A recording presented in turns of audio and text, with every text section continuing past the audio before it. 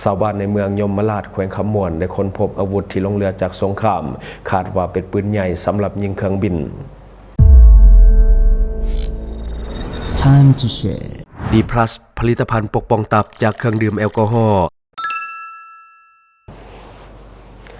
สบายดีท่านผู้ชมกลับมาพบกับรายการทำทูแซสำหรับหัวข้อที่เราอยากจะนำเสนอในวันนี้ก็คือเกี่ยวข้องกับเรื่องของการค้นพบปืนใหญ่อยู่ในเมืองยมราชแขวงคำม่วนซึ่งว่าหลายคนน่าจะได้เห็นข่าวนำกันแล้วหลายคนก็สงสัยว่ามันเป็นอาวุธรุ่นใดที่ลงเรือจากสงครามมีแต่ปืนแต่ว่าบ่พบกระสุนฉะนั้นหลายคนก็เลยว่ายังตั้งข้อสงสัยอยู่ว่ามันเป็นปืนรุ่นใดใส่สำหรับเฮ็ดหยังก็คือชาวบ้านนี่คุณน้องป่าคุณน้องป่าอยู่กลางทุ่งนาพุ่นละแต่ว่าไปค้นพบอาวุธซึ่งว่าบ่มีไประบุได้เหตุการณ์นี้มันเกิดขึ้นในวันที่29เมษายนปี2025ซึ่งประชาชนได้รายงานว่ามีการขุดค้นพบปืนใหญ่ที่ตกค้างแต่สมัยสงครามในลาวในขณะที่ขุดน้องป่าอยู่กลางทุ่งนาเขตบ้านหางการเมืองยมราชแขวงคำม่วนความลึกของการขุดจากหน้าดินลงไปพื้นดินประมาณ4เมตรและก็ค้นพบปืนดังกล่าวซึ่งชาวบ้านที่พบเห็นบ่มีใครสามารถให้ข้อมูลได้ว่ามันเป็นอาวุธเซิกรุ่นใดในสงครามช่วงใดที่ว่าเกิดขึ้นในลาวอันนี้ยังสร้างความมึนงงให้หลายคนที่ว่าไปเฝ้าเบิ่งหลายคนก็ไปเคลียร์ขี้ดินไปสังเกตเบิ่งแต่บ่มีใครฮู้ข้อมูลเพราะว่าส่วนใหญ่ก็จะเป็นคนรุ่นใหม่เกิดบ่ทันสมัยสงครามหรือว่าเกิดบ่ทันช่วงที่ว่าเขาเจ้าใส่อาวุธหรือว่าเกิดทันก็ยังเป็นเด็กน้อยอยู่ก็เลยว่าบ่ฮู้ว่าอาวุธสงครามดังกล่าวมันเป็นอาวุธใดและเฮาเองก็พยายามสืบข้อมูลก็เข้าไปติดตามเบิ่งคอมเมนต์จากคนรุ่นเก่าที่ว่าเขาเจ้าเข้ามาคอมเมนต์ก็มีผู้หนึ่งที่เราได้ให้ข้อมูลไว้น่าสนใจก็คือผู้ที่สื่อเวียงสมัย SFP ซึ่งว่าเพิ่นได้ให้ข้อมูลน่าสนใจเพิ่นบอกว่ามันเป็นปืนใหญ่ป้องกันอากาศขนาด37 mm ที่คนลาวมักเอิ้นกันว่าปืนปตอสำหรับยิงยนต์ซึ่งถือผลิตขึ้นในช่วงปี 1939 โดยสหภาพโซเวียตหรือว่ารัสเซียในปัจจุบันซึ่งว่าหมายเลขของปืนเพิ่นว่า510681คาดการณ์กันว่าน่าจะเป็นปืนที่นำใช้ในช่วงปี 1971 ในสมัยสมรภูมิบันฮบลำเซิน1719ในแถบของชายแดนลาวและก็เวียดนามและก็เซโปนยมราชปัจจุบันปืนดังกล่าวเป็นสมบัติของสมบัติประจำชาติของสสเวียดนามอันนี้คือคอมเมนต์ที่ว่าผู้ที่ว่าสื่อเวียงสมัยเพิ่นได้ให้ข้อมูลไว้ซึ่งว่าน่าสนใจและเฮาเองก็ได้นำเอาข้อมูลตัวนี้แหละไปเสิร์ชเบิ่งก็คือมันเป็นเพียงข้อมูลเบื้องต้นจากชาวเน็ตซื่อๆแต่เฮาก็เอาไปลองเสิร์ชเบิ่งในGoogle Search ซึ่งว่าเฮาก็ได้เห็นข้อมูลที่ขึ้นมาก็ซึ่งมีความใกล้เคียงกับข้อมูลที่ผู้เกี่ยวได้ให้ไว้เพราะว่าเอาข้อมูลจากนี้แหละไปเสิร์ชเบิ่งก็แม่นแท้ก็พบว่ามันมีอาวุธที่อยู่ในเน็ตที่ว่าใกล้เคียงกับที่คนพบอยู่ในสปปลาวในเมืองท่าแขกเอาเข้าไปในเมืองยมราชในแขวงคำม่วนพบว่าข้อมูลนี้ใกล้เคียงหลายเดี๋ยวเฮาจะขึ้นรูปให้ท่านผู้ชมได้เบิ่งนำกันว่ามีความใกล้เคียงกันบ่ที่เฮาเห็นมันก็ใกล้เคียงกันอยู่มันก็ค่อนข้างที่จะใกล้เคียงกันหลายสมควรอยู่เพราะว่าอาวุธนี้มันน่าจะผลิตมาจากโซเวียตแท้เพราะว่าอาวุธลักษณะแบบนี้ส่วนใหญ่ผลิตมาจากสหภาพโซเวียตคันว่าอาวุธอยู่ในแถบอินโดจีนส่วนใหญ่มาจากสหภาพโซเวียตทั้งนั้นฉะนั้นมันมีความใกล้เคียงกันหลายแต่มันอาจจะบ่ได้แม่นรุ่นเดียวกันแต่ว่าแน่นอนล่ะมันคือปืนที่ใช้สำหรับการยิงยนต์หรือว่าใช้สำหรับการยิงเครื่องบินที่คนลาวเฮามักเอิ้นกันว่าปตอส่วนรายละเอียดที่ชัดเจนแท้ๆอันนี้ก็ยังบ่ฟันธงเถื่อว่ามันแม่นแท้หรือบ่แต่ว่ามันมีความใกล้เคียงกันแต่ส่วนรายละเอียดแท้ๆนี่ที่เอาชัดเจนแท้ๆก็คือปล่อยให้ทางภาคส่วนที่เกี่ยวข้องก็หรือว่าทั้งหน่วยงานรัฐเพิ่นเข้าไปตรวจสอบแล้วก็ชี้แจงอีกครั้งนึงว่ามันเป็นอาวุธรุ่นใดใส่ในช่วงใดของสงครามที่ว่าอยู่ในลาวและเฮาจะมาชี้แจงเพิ่มเติมหากว่ามีข้อมูลเพิ่มเติมที่ออกมาเพราะตอนนี้มันเป็นข่าวที่หลายคนให้ความสนใจเพราะว่ามันเป็นอาวุธสงครามที่จริงมันก็มีความอันตรายที่จริงก็น่าจะมีการกันไว้เพราะว่ามันพบตัวปืนที่สำหรับยิงแต่ว่ามันน่าจะมีกระสุนที่ว่าอยู่ใกล้เคียงที่ว่ามันลงเรือคันว่ามันมีกระสุนที่อยู่ใกล้เคียงที่มันลงเรือที่มันยังว่าทันแตกนี่อันตรายฉะนั้นนี่ต้องได้มีการกันพื้นที่ไว้ก่อนบ่ให้มีการขุดต่อไปเพราะว่ายันมันเกิดเหตุระเบิดขึ้นแล้วมันสิเกิดความเสียหายกับทรัพย์สินและก็ชีวิตของผู้ที่ว่าอยู่ในพื้นที่คาดว่าอาวุธที่คนพบนี่แน่นอนล่ะจะถูกไปนำแสดงอยู่ในหอพิพิธภัณฑ์เพราะว่าก็ถือว่าเป็นทรัพย์สมบัติของชาติถึงแม้ว่าจะค้นพบอยู่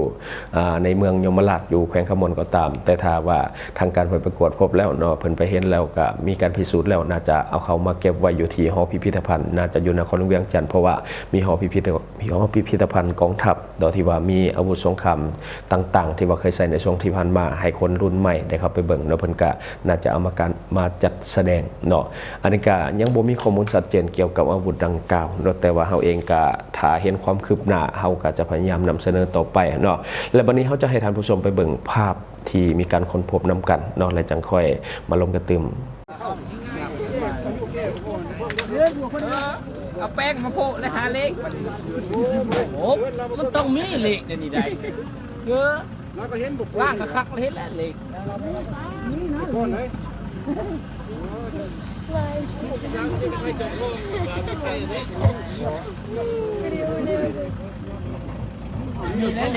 อันนี้คือการขุดค้นเนาะรถแต่สมัยสงคราม มันมีแน่แล้วมันแน่แล้ว รถยิงยนต์รถยังบ่ฮู้ชื่อมันว่ารถซาน้อย กันละยิงห้าม รถไม่ยังชื่อมันแหละรถไม่ยังชื่อรถชาน้อยบ่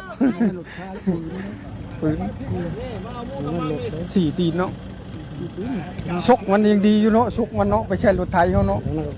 แล้วตอนนั้นก็กระเล็ดมันยังไม่ยัง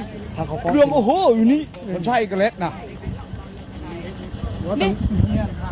นั่นก็ใช้รถเนาะ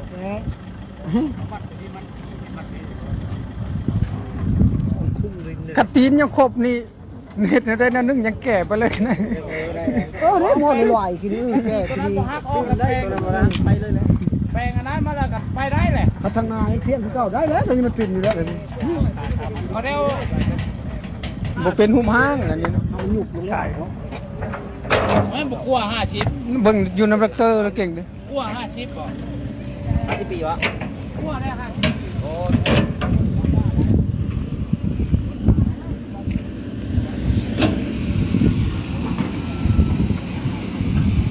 เดินไปเดินมาพี่ได้เก่ง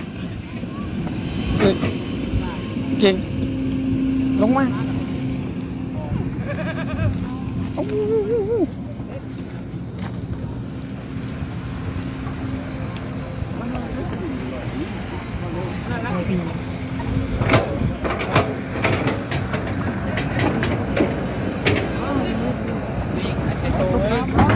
เยี่ยมรักตี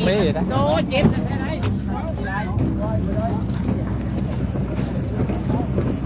จะต้องไอ้แต่เอ้ยท่านควรจะเกิดใหม่ค่ะ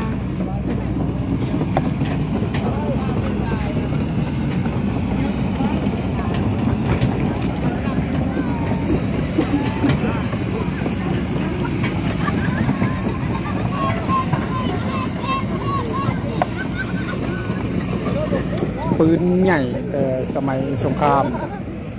จกน้องในบ้านจกน้องระเบาหาแล้วเขาจกอยู่แต่พื้นดินลึก3-4 เมตร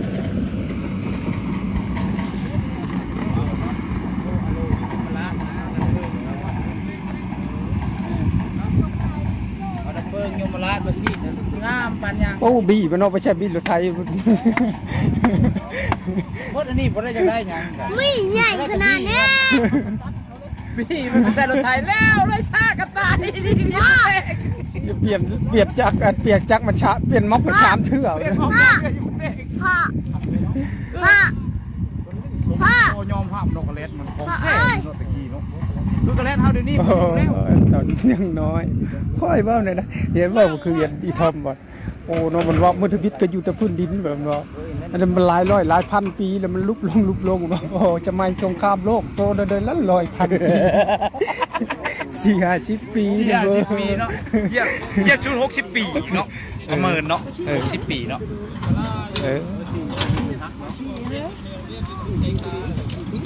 ชีตีนนี้มันฮักเลยสัก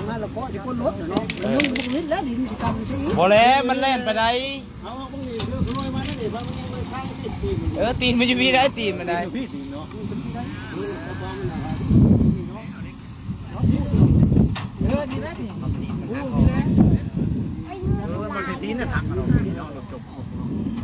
ยังมีอยู่ไปจักลูกมันเนาะ อีกแหละเอาไป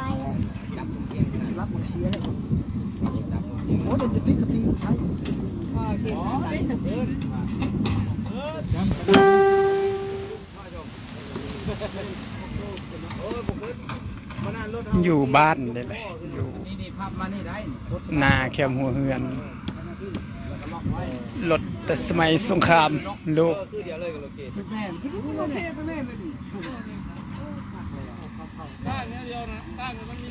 มาขูดเลขเด็ดเด้อ ขูดเบิ่งนู้ไอ้ใช้ตามคานมันบ่น่ะเลขนะ เลขบอกนี่แน่นอนเลขบ่ยาก ที่เกิดมาเนาะ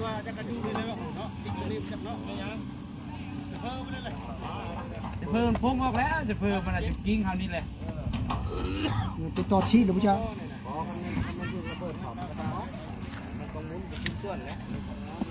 บอกยิงแล้วไม่เป็น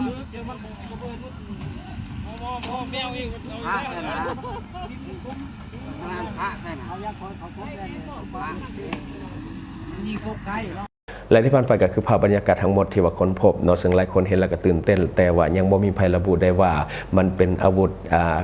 ชนิดใดแท้เนาะต้องรอท่าอีกหน่อยหนึ่งถ้าว่ามีความคืบหน้าอะไรครับพระเจ้าจะรายงานให้ท่านผู้ชมได้เห็นตื่มได้รับผู้นำการตื่มเนาะและทั้งหมดก็คือสิ่งที่เราอยากจะนำเสนอในมื้อนี้หวังว่าท่านจะได้รับสาระดีๆสำหรับท่านที่ว่าเบิ่งรายการเราอยู่คิดเห็นจะได้กับสิ่งที่ว่าเรานำเสนอไป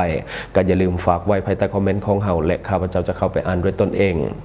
และก็ขอฝากสำหรับท่านใดที่ว่ามักดื่มมักเมาเนาะมักกินดิบกินแดงพร้อมเนาะตัวนี้แน่นอนและส่งผลเสียต่อตับโดยกงการดื่มแอลกอฮอล์ก็จะเฮ็ดให้ฤทธิ์แอลกอฮอล์มันทำลายเซลล์ตับเห็นให้เราเป็นพยาธิตับแข็งได้ง่ายการกินดิบก็คือการนำเชื้อโรคเข้าสู่ร่างกายของท่านโดยเฉพาะพยาธิใบไม้ในตับฉะนั้นอย่าลืมปกป้องตับของท่านไว้ก่อนด้วยผลิตภัณฑ์ D+ ของเราตัวนี้ช่วยแก้อาการเมาค้างได้ดีเนาะและก็ขอฝากในปัจจุบันเงินกีบยังอ่อนค่าอยากให้ทุกคนช่วยกันพยุงค่าเงินกีบให้กลับมาแข็งค่าดังเดิมและก็อย่าลืมส่งเสริมสินค้าที่เป็นของคนลาวที่ผลิตภายในลาวเพื่อลดผลการนำเข้าสินค้าที่บ่จำเป็นจากต่างประเทศ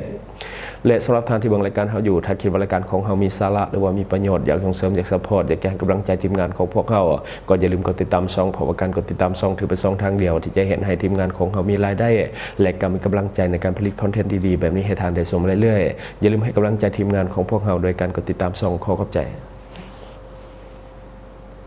สนใจโฆษณาประชาสัมพันธ์ธุรกิจและผลิตภัณฑ์ของท่านผ่านรายการของเราสนใจติดต่อตามข้อมูลที่ขึ้นหน้าจอในปัจจุบันได้เลย